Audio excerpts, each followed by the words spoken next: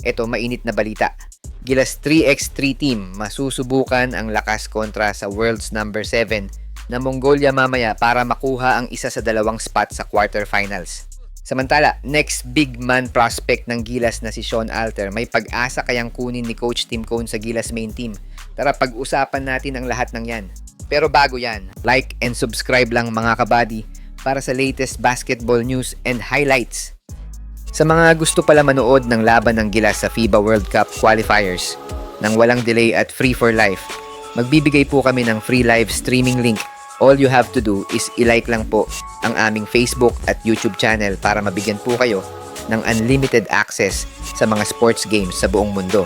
Sasabak na sa isang acid test ang Gilas Pilipinas 3x3 men's team ngayong gabi para sa kanilang huling laro sa qualification phase ng FIBA 3x3 Asia Cup. Matapos walisin ang kanilang mga nakaraang kalaban, haharapin ng Nationals ang world number 7 na Mongolia sa ganap na 6:40 ng gabi mamaya.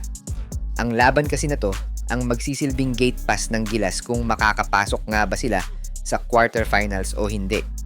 Base sa opisyal na FIBA 3x3 men's bracket, 4 na dambuhala na ang naghihintay sa quarterfinals. Ang defending champions na Australia, ang powerhouse na New Zealand, at ang mga higante ng Asia na China at Qatar. Para makasecure ng isang slot sa quarterfinals, kailangang makuha ng Gilas ang isa sa dalawang slots mula sa Pool A. Kung magagawa nating gulatin ang Mongolia o talunin ng Chinese Taipei mamayang 8:30 ng gabi, opisyal na tayong papasok sa knockout bracket. Ang mananalo naman sa Pool A ay makakatapat ang second seed ng Pool C, habang ang papangalawa sa ating grupo ay mapapalaban naman sa top seed ng Pool C. Kaya abangan ang update mamaya dito lang sa aking channel sa laban ng Pilipinas sa Mongolia at Chinese Taipei. Samantala, sa gitna ng mainit na aksyon sa Singapore, isang pangalan ang patuloy na nagiging usap-usapan sa bawat kanto ng social media at basketball circles. Ang 21 anyos na si Sean Alter.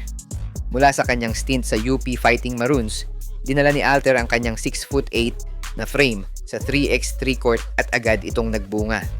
Sa kanilang unang mga laro, naging defensive anchor siya sa rebounding at rim protection na nagbigay ng laya kina Ahan Misi, Ralph Koo at Kun na bumutas sa labas ng arc. Malaki din ang posibilidad na nasa radar na ni Coach Tim ang batang prospect na si Alter. Sa ilalim ng sistema ni CTC, mahalaga ang mga big men na marunong dumepensa at may mataas na basketball IQ. Mga katangiang unti-unti nang ipinapakita ni Alter sa 3x3 stage.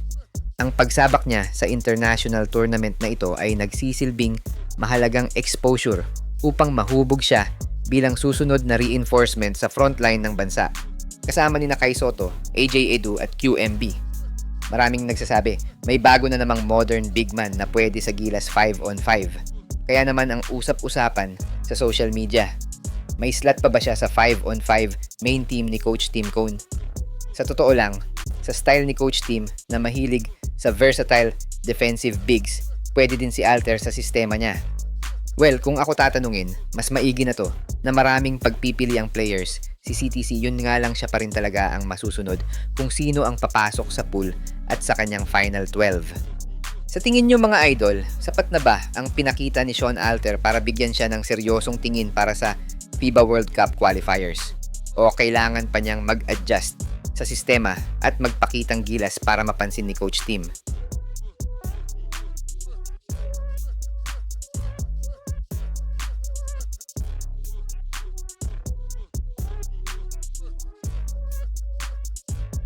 Siya nga pala mga idol, sa mga naghahanap ng legit na Gilas jerseys at iba pang paraphernalia ng Gilas, pwede mong i-click yung product link sa gilid ng aking mga video at makikita mo na sa kanan ang lahat ng legit stores na nagbebenta ng mga high quality merch ng Gilas. Maraming salamat mga idol!